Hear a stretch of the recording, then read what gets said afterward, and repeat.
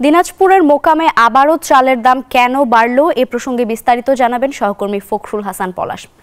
পলাশ, ১.৫ মাসে চালের প্রতি কেজিতে ১০ টাকা বাড়তি, আপনার প্রতিবেদনে এমনটাই দেখছিলাম আমরা। কেন এমন পরিস্থিতি?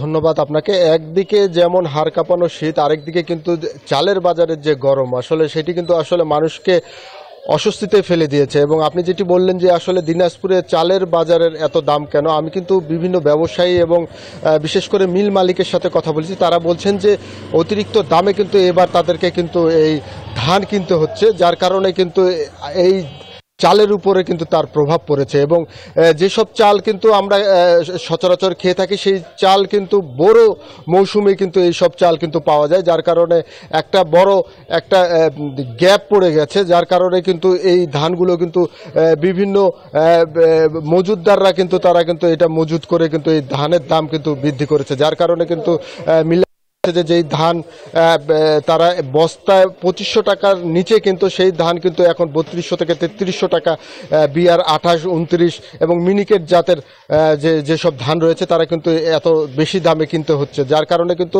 এটার প্রভাব পড়ে গেছে চালের উপরে।